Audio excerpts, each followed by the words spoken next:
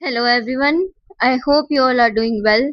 तो जो आज की वीडियो है उसमें हम क्लास 8 इंग्लिश की यूनिट 5 साइंस एंड क्यूरियोसिटी के जो फर्स्ट चैप्टर है पैदर ट्रेंड, उसके जो उसका जो फर्स्ट टॉपिक है ना, उसका जो सेकंड पार्ट है उसे कवर करेंगे।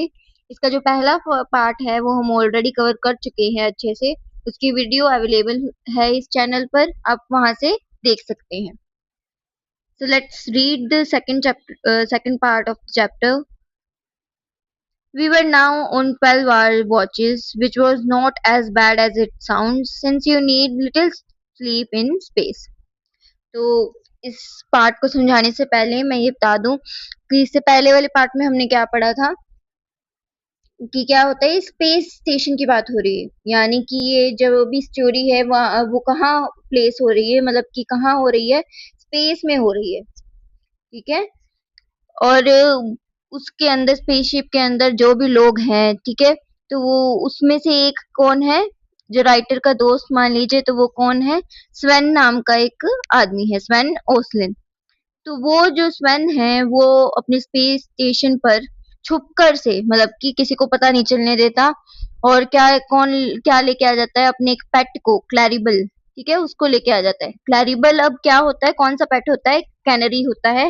कैनरी कौन होती है, एक येलो कलर की बर्ड होती है जो कि बहुत ज्यादा देखने को मिलती है पेट के तौर पर।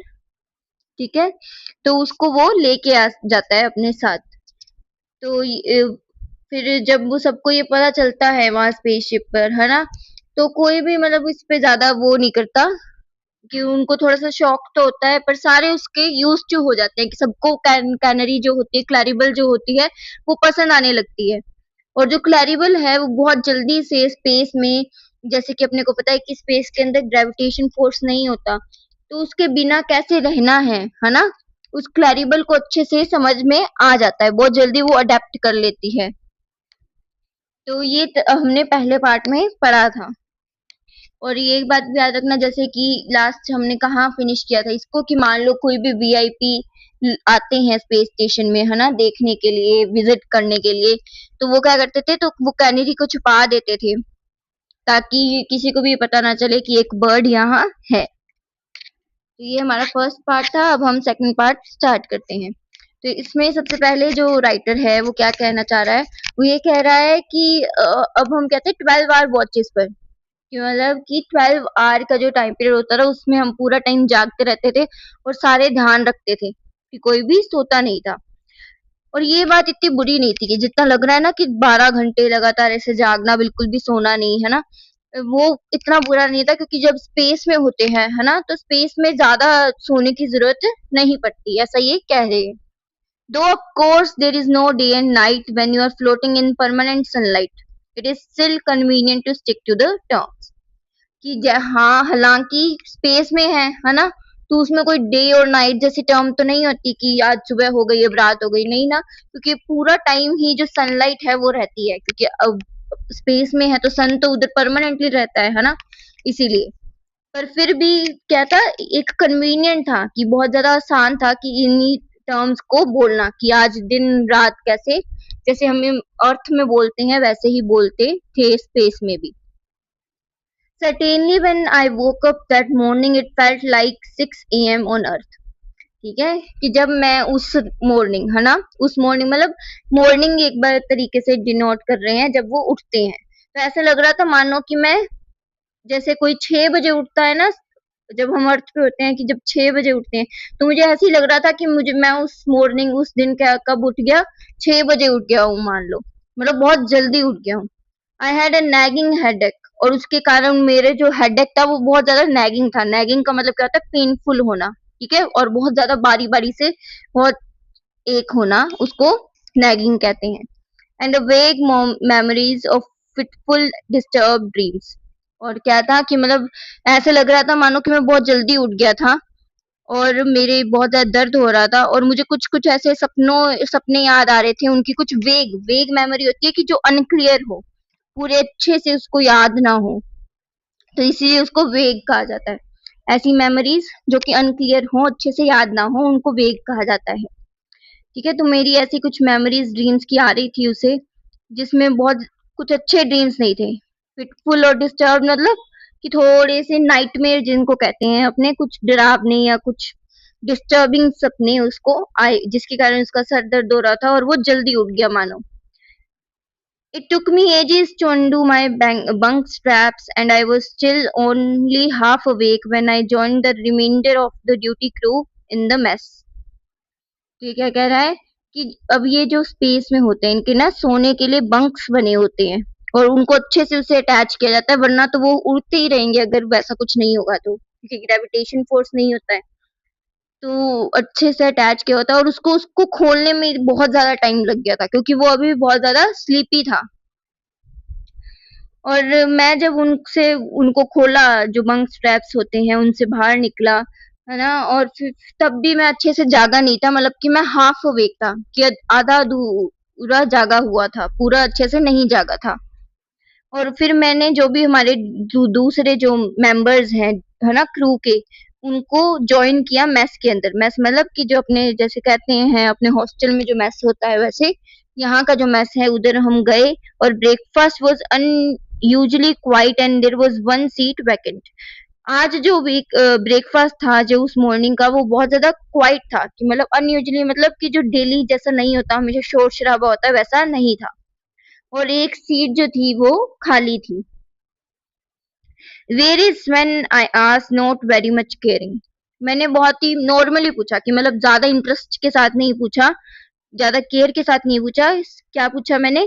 स्वेन कहाँ है? He is looking for Claribel, someone answer. और किसने, मतलब किसी ने वहां कहा कि वो क्लैरिबल के को ढूंढ रहा है। Says he can't find her anywhere. Sven ने मुझे बताया कि मैं उसको कहीं भी ढूंढ नहीं पा रहा हूँ, क्लैरिबल को। She usually wakes him up, और वही हमेशा उसे जगाती है, पर आज ऐसा नहीं हुआ, इसलिए वो उसे ढूंढ रहा है। बिफोर आई कुड रिटॉर्ट, कि मतलब इससे रिटॉर्ट का मतलब क्या होता है कि मैं कोई आंसर दे सकूं या उस बात को रिस्पॉन्ड कर सकूं, है ना, जवाब दे सकूं। Before I could retort that she usually woke me up too, Sven came in through the door and we could see at once that something was wrong. इससे पहले कि मैं कुछ जवाब दे सकता, कि वो मुझे भी हमेशा जगाती है ना, कि तो ये राइटर क्या कर रहे हैं, मतलब कि ये जो प्रोटैगनिस्ट एक तरीके से कह लें, जो आई है ना, इस सेंटेंस में जितनी बार भी यहाँ आई आ रहा है, तो वो राइटर या नरेटर अपने खुद के लिए यूज कर रहा है। राइटर तो हो गया जो लिखता है, नरेटर हो गया जो नरेट करता है स्टोरी को, स्टोरी में जो बता रहा होता है कि आज ये हुआ, आज ये हुआ, उसे नरेटर कहा जाता है। ठीक है, तो हाँ, तो वो नरेटर जो है वो बता रहा था कि इससे पहले कि मैं कुछ बोल सकता, कि वो जो क्लैरिबल है वो स्वैन को ही नहीं मुझे भी जगाती है सुबह सुबह, पर आज ऐसा नहीं हुआ। तभी क्या होता है, जो स्वैन होता है वो डोरवे से, मतलब कि जो डोर होता है उससे अंदर आता है, और हम उसके चेहरे से ये देख सकते थे कि कुछ ना कुछ गलत हो गया है। ही स्लोली ओपन हिज हैंड, कि मतलब उसके जो हैंड है उसको वो खोलता है ना, ऐसे ढके हुए होते हैं एक दूसरे से, वो उसको खोलता है। And there lay a tiny bundle of yellow feathers, और वहां एक tiny bundle of yellow feathers का मतलब क्या है, जो हमारी कैनरी होती है, जैसे मैंने बताया था, वो येलो कलर की होती है, तो मतलब वैसे ऐसे ऐसे बंडल की तरह, एक छोटे से बिल्कुल टीनी बंडल की तरह वो लेटी हुई थी उसके हैंड्स में, with two clenched claws sticking pathetically up in the air। और उसके जो क्लोज थे, है ना, क्लोज क्या होता है, पंजे होते हैं वैसे, वो ऐसे हवा में ऐसे उड़ रहे, मतलब कि उड़े, मतलब निकले हुए थे, स्टिक आउट हुए हुए थे। What happened? We asked, all equally distressed। इसे देखते ही हम बहुत ज्यादा चिंतित होकर पूछा कि इसे क्या हो गया। I don't know, said Sven mournfully। इसे जब हमने ये पूछा तो स्वेन जो था उसने बहुत ही सैडफुली, मॉर्नफुली, मतलब कि जब हम किसी चीज ग्रीफ कर रहे होते हैं, है ना, बहुत ज्यादा पछतावा होता है, बहुत ज्यादा सैड होते हैं, हम दुखी होते हैं, तो उसे मॉर्नफुली कहते हैं, ग्रीफ कहते हैं। ठीक है, तो वो कहता है मुझे नहीं पता, I just found her like this, कि मैं जब उसको ढूंढ रहा था तो मुझे बस ये ऐसे ही पड़ी हुई मिली। Let's have a look at her, said Jock Duncan. तो इसको इस बात को सुनकर क्या कहता है, जो जॉक डंकन होता है, एक क्रू मेंबर है इनका, ठीक है, तो वो कहता है कि एक मेरे को इसको देखने दो, कि इसको अच्छे से, हम करते हैं कि क्या हुआ है, जांच करते हैं। Our cook doctor dietitian. कि मतलब जो जॉक डंकन है ना, जिसने कहा कि let's have a look at हर, है ना, तो वो क्या कौन है, उसकी एक पोजीशन क्या है इस ग्रुप के अंदर, तो वो एक कुक है, डॉक्टर है और डाइटिशियन है। We all waited in hushed silence while he held Claribel against his ear in an attempt to detect any heartbeat. हमने बहुत ही शांति मतलब कि बिल्कुल क्वाइटली देखा कि जब जैसे ही जो जॉक डंकन होता है वो क्लैरिबल को अपने हाथों में पकड़कर अपने कान के पास लेके आता है, ठीक है, और ऐसा क्यों करता है, ताकि वो उसकी धड़कन सुन सके। प्रेजेंटली ही शूक हिज हेड, जैसे ही वो सुनता है और उसको कुछ नहीं सुनता तो वो अपना जो सिर होता है वो ना में हिलाते हुए कहता है, आई कांट हियर एनीथिंग, कि मैं कुछ भी नहीं सुन सकता, but that doesn't prove she is dead, पर इसका मतलब ये नहीं कि ये मर चुकी है। I have never listen to a canary's heart, क्योंकि मैंने आज तक इससे पहले कभी भी एक कैनरी की हर्ट बीट नहीं सुनी है, तो इसलिए मुझे नहीं पता कि ये अभी मर चुकी है या नहीं। ही एडेड रेदर अपोलोजेटिकली, मतलब अपोलोजेटिकली मतलब क्या होता है कि उसने जैसे हम कि अपोलॉजी होता है किसी से माफी मांगना, तो उसका जो बोलने का ढंग था वो थोड़ा सा गिल्टी था, है ना, इसीलिए अपोलोजेटिकली लिखा है। Give her a shot of oxygen, suggested somebody, pointing to the green banded emergency cylinder in its recess beside the door. तो तभी क्या होता है, ये सुनकर एक को उनमें से ही कोई क्रू मेंबर्स में से ही कोई कहता है कि इसको एक ऑक्सीजन का शॉट दे दो, कि इसको अच्छे से पंप कर दो इसके अंदर oxygen.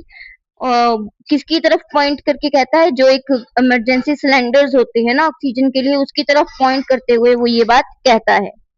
Everyone agreed that this was an excellent idea, और ये सुनते ही सारे कहते कि ये बहुत ज्यादा अच्छा आइडिया है। And Claribel was tucked snugly into a face mask that was large enough to serve as a complete oxygen tank for her. और इसके बाद जो क्लैरिबल थी, है ना, उसको अच्छे से फेस मास्क जो होता है ना, मास्क जो अपने लगाते हैं, उसके अंदर उसको अच्छे से कवर करके रख दिया जाता है, ठीक है, जो ये अपने ऑक्सीजन एक टेंट होता है उसकी वर्क करके उसको अच्छे से उसके अंदर स्नगल मतलब कोजीली बहुत ही आराम से बहुत ही प्यार से उसको अच्छे से उसके अंदर टक कर दिया जाता है, रख दिया जाता है। टू आर डिलाइटेड सरप्राइज, कि मतलब हम बहुत ही खुशी डिलाइटेड मतलब बहुत ही खुशी वाला सरप्राइज एक हमें मिला। शी रिवाइव्ड एट वंस, कि जैसे ही हमने ये सब किया कि हमने उसे ऑक्सीजन एक शॉट दिया तो वो उठ गई, रिवाइव हो गई। Beaming broadly she Sven removed mask and she hopped on to his finger, और जैसे ही वो रिवाइव हुई तो वो बहुत ज्यादा खुश मतलब कि हमेशा जैसे होती है वो खुश थी। स्वैन ने उसका जो मास्क था उसे जिसमें वो लिटाया उसको लिटाया था उसे हटा दिया, और वो फटाफट उसकी जो फिंगर होती है उसके ऊपर जंप करके चढ़ गई। She gave her series of come to the cookhouse boys thrills, then promptly keeled over again. कि मतलब कि वो बहुत सारे ऐसे आवाजें करने लग गई जैसे जो हमेशा से करती है ना, तो उनको कहा गया come to the cook house boys, ठीक है, मतलब ऐसी आवाजें जो ऐसा सब कुछ कहते हैं। Then promptly keeled over again, keeled का मतलब होता है फेंट होना, फेंट मतलब बेहोश हो जाना, ठीक है, या कोलैप्स हो जाना, तो उसको हम कील्ड भी कहते हैं। तो फिर से थोड़ी देर के लिए जैसे ही वो जागी उसके बाद वो वापस क्या हो जाती है, फेंट हो जाती है, बेहोश हो जाती है।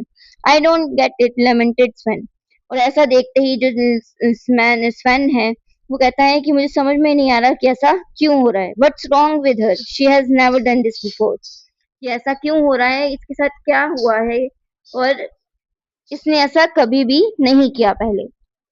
For the last few minute something had been tugging at my memory, कि मतलब कुछ लास्ट मिनट से जब से ये हो रहा है तब से ऐसा लग रहा है कि मैं कुछ मतलब कि मुझे कुछ याद आ रहा है। टगिंग एट होता है कि कुछ याद आना, कि आपको ऐसा लग रहा है कि आप कुछ भूल रहे हैं और वो आपकी याददाश्त जो ऐसे लगता है ना, तो उसको कहते हैं tugging eight.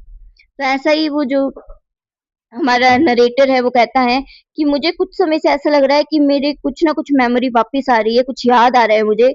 My mind seem to be very sluggish that morning, मतलब मुझे ऐसा लग रहा था क्योंकि वो अभी भी सो के उठा था, ठीक है, और उसका जो माइंड था वो बहुत ज्यादा इनएक्टिव था, स्लगिश था। स्लगिश का मतलब बहुत ज्यादा स्लो होता है, या जब अपने कुछ अच्छे से समझ नहीं पाते, ठीक है, तो वो होता है स्लगिश। तो मेरा माइंड जो था वो बहुत ज़्यादा स्लगिश था उस morning, as if I was still unable to cast off the burden of sleep. ऐसा मानो कि मैं वो जो सोकर उठकर जो बर्डन सी थी, जो हेडेक था, वो सब अभी तक भुला नहीं पाया हूँ, उसे दूर नहीं कर पाया हूँ। I felt that I could do with some of that oxygen, but before I could reach the mask, understanding exploded in my brain. ठीक है। और फिर मैंने सोचा कि शायद मुझे ऑक्सीजन की थोड़ी सी जरूरत है, और फिर मैं क्या, जो ऑक्सीजन मास्क होता है ना, सिलेंडर, उसकी तरफ गया। पर उसी वक्त जब मैं उसको रीच करना, मतलब कि जब मैं मास्क को उठाने वाला था और लगाने वाला था, तभी मेरे को अचानक से याद आया एक, ठीक है, I whirled on the duty engineer and said urgently, कि मतलब मैं फटाफट किसके पास गया, जो ड्यूटी इंजीनियर है उसके पास गया, और बहुत ही अर्जेंटली उसको कहा, Jim, there is something wrong with the air. कि मतलब जो उसका नाम क्या होता है, जो ड्यूटी इंजीनियर होता है उसका नाम होता है जिम, और उसको वो कहता है कि कुछ ना कुछ गलत है एयर के अंदर। ठीक है। दैट्स वाई क्लैरिबल्स पास आउट, और यही कारण है कि जो क्लैरिबल है वो बेहोश हो गई है। I have just remembered that miners used to carry canaries down to warn them of gas. ठीक है। तो ये क्या कह रहा है, जो नरेटर है वो बताता है कि मुझे अभी बस याद आया, ठीक है, कि जो माइनर्स होते हैं, माइनर्स मतलब कि जो माइनिंग करते हैं ना, खोदते हैं, है ना, वो होते हैं माइनर्स। तो माइनर्स जो होते हैं वो अपने साथ कैनरीज को रखते हैं। क्यों रखते हैं? जो कैनरीज होती है ना, वो जब भी कोई गैस, कोई हानिकारक गैस होती है, वो आती है, तो वो उनको बता सकती है, कि एक साइन दे सकती है, इसीलिए वो बहुत ज्यादा हेल्पफुल होती हैं। ये वो कहता है। नॉनसेंस सैंड जिम, ये सुनकर जो जिम होता है वो कहता है कि ये क्या बकवास कर रहे हो। The alarms would have gone of, अगर ऐसा कुछ होता कि अगर जो एयर है ना, उसमें कुछ खराबी होती या कुछ केमिकल कुछ होता, तो हमें पता चल जाता, जो अलार्म्स हैं वो बजने लगते। We have got duplicate circuits operating independently, और हमारे पास दो दो डुप्लीकेट सर्किट्स हैं जो कि अपनी अपनी तरीके से काम करते हैं। The second alarm circuit isn't connected up yet, his assistant reminded him. ये सुनते ही जो जिम का जो असिस्टेंट होता है ना, वो उसको कहता है कि जो सेकंड अलार्म सर्किट है वो अब तक कनेक्ट नहीं हुआ है, कि उसे फिक्स नहीं किया गया है। दैट चूक जिम, और ऐसा सुनते ही जो जिम होता है वो शॉक हो जाता है। ही लेफ्ट विदाउट अ वर्ड, और वो वहां से फटाफट चला जाता है बिना कुछ कहे। While we stood arguing and passing the oxygen bottle proud around like a pipe of peace, और जब वो वहां से चला जाता है, तब हम सब जो बाकी के जो क्रू मेंबर्स थे वो एक दूसरे से आर्ग्यू कर रहे थे, और साथ ही साथ एक दूसरे को जो ऑक्सीजन है उसको पास कर रहे थे, क्योंकि जो एयर थी वो सही नहीं थी, मतलब कि कुछ जो एयर है उसमें कुछ ऐसा मिल गया था या कुछ ऐसा हो गया था, जिसकी वजह से जो क्लैरिबल है वो पास आउट हो गई थी। इसलिए वो जो ऑक्सीजन टैंक होता है या जो सिलेंडर होता है उसका यूज कर रहे थे। He came back 10 minutes later with sheepish expression, कि मतलब कि वो 10 मिनट बाद वापिस आता है, जो जिम होता है वो 10 मिनट बाद वापिस आता है, और उसका जो एक्सप्रेशन होता है वो शिपिश होता है। शिपिश मतलब होता है कि एम्बेरसिंग, कि मतलब शर्मनाक कह देते हैं ना, शर्मिंदगी, तो वैसा एक्सप्रेशन उसका होता है। It was one of those accidents that couldn't possibly happen, ये जो आज हुआ वो ऐसा एक्सीडेंट था जो कि हमेशा नहीं होता है या पॉसिबल नहीं है ना। We would had one of our rare eclipses by Earth's shadow that night.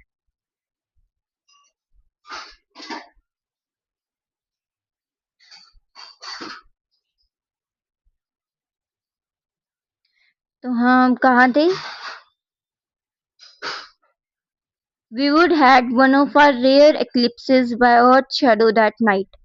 कि मतलब कि रेयर एक्लिप्स होता है कि जैसे सोलर एक्लिप्स होते हैं, लूनर एक्लिप्स होते हैं, है ना, जो ग्रहण जिसको कह देते हैं, तो वो उनमें से ही एक रेयर जो एक्लिप्स होते हैं, है ना, वो उस दिन होने वाला था, उस रात को।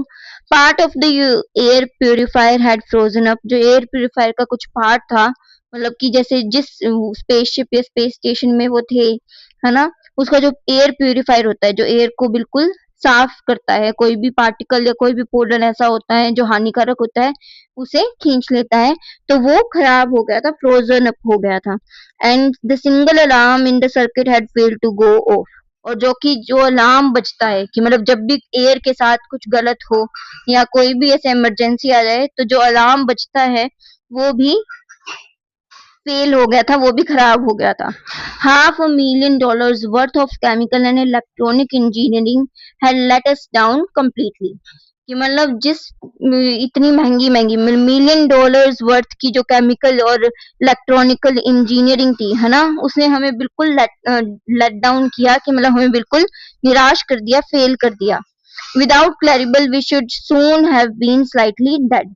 कि अगर क्लैरिबल नहीं होती, क्योंकि अगर क्लैरिबल नहीं होती और वो पास आउट नहीं होती, तो हमें पता ही नहीं चलता कि जो एयर है उसमें कुछ ना कुछ गड़बड़ है। और अगर ऐसा नहीं होता तो हम भी अब तक मर चुके होते। So now if you visit any space station, don't be surprised if you hear any inexplicable snatch of bird song. तो अब अगर आप कभी भी किसी स्पेस स्टेशन में जाते हो, है ना, विजिट करते हो, तो बिल्कुल भी सरप्राइज मत होना, शॉक मत होना अगर आपको वहां बहुत ज्यादा क्या इनएक्सप्लिकेबल होता है, अनएक्सप्लेनेबल ऐसी चीजें, मतलब कि जो समझ में ना आए। ठीक है, तो मतलब अगर आप वहां जाते हो और आपको बर्ड्स की आवाज या बर्ड के गाने सुनते हैं जिनको आप समझ ना पाओ, है ना, तो आप बिल्कुल भी शॉक मत होना। There is no need to be alarm. कि अगर आपको बर्ड दिखे स्पेस स्टेशन में तो आपको बिल्कुल भी चौंकने की या अलार्म होने की जरूरत नहीं है। On the contrary, in fact it will mean that you are being doubly safeguarded at practically no extra expense. In fact इसका मतलब ये होगा कि आप डबल सेफ गार्डेड हो, कि मतलब कि आप डबल प्रोटेक्टेड हो, दुगना आपको प्रोटेक्शन मिल रही है अगर आपके पास एक बर्ड है स्पेस स्टेशन में। ठीक है, और वो भी बिल्कुल किसी नो एक्स्ट्रा एक्सपेंस में, मतलब कि बर्ड को लाने में, है ना, स्पेस स्टेशन के अंदर कोई भी एक्सपेंस नहीं लग रहा है, कोई भी खर्चा थोड़ी ना हो रहा है, और फिर भी हम कितने ज्यादा प्रोटेक्टेड हैं, हमारी जो प्रोटेक्शन है वो डबल हो गई है। ठीक है, तो ये इस चैप्टर में बताया गया था। जो चैप्टर है उनके जो राइटर हैं वो कौन है, आर्थर सी क्लार्क। तो इस चैप्टर में क्या बताया गया है कि जो एंडिंग है वो बहुत सही अच्छी है, कि इसके एंड में जो राइटर है उसने ये कहा है कि हमने स्पेसशिप के अंदर बहुत सारे टूल्स लगाए हैं, जिनमें से क्या है, एक है अलार्म, जो कि तब बजता है जब भी कुछ गलत हो जाए, है ना, एयर के साथ या कुछ भी कोई इमरजेंसी सिचुएशन आ जाए, है ना, जिसे हम खुद ना समझ पाए, तो वो अलार्म अपने आप बजने लगता है। पर वो अलार्म खराब हो गया था और उसने अपना जो पर्पस था, जो उसका काम है, वही वो नहीं कर पाया। और साथ ही साथ जो एयर प्यूरिफायर था, जो एयर को साफ रखता है ना, वो भी अपना काम नहीं कर पाया सही से। पर उसकी जगह एक जो नेचुरल जो एनिमल होता है, जो बर्ड होती है, उसने हमारी जान बचाई। ठीक है, तो इससे हमें ये पता चलता है, चाहे जो टेक्नोलॉजी है, जो साइंस है ना, वो कितनी भी तरक्की कर ले, पर जो नेचर का रोल है वो कभी भी इनसिग्निफिकेंट नहीं हो सकता। ठीक है, जो उसका सिग्निफिकेंस है वो कभी भी कम नहीं हो सकता। इसीलिए साइंस के साथ साथ नेचर को भी लेकर चलना बहुत ज्यादा इम्पोर्टेंट है। टेक्नोलॉजी वेलफेयर के साथ साथ जो नेचर का वेलफेयर है वो सोचना भी बहुत ज्यादा इम्पोर्टेंट है। आई hope you have understood the chapter completely. If you like the video, please like, share and subscribe. जितना ज्यादा हो सके इस वीडियो को उतना ज्यादा शेयर करें, उतना ज्यादा सब्सक्राइब करें, ताकि और लोगों तक, और भी बच्चों तक ये वीडियो पहुंचे और वो अपनी इंग्लिश के कोर्स को और ज्यादा स्ट्रॉन्ग कर सके। Thank you and have a nice day.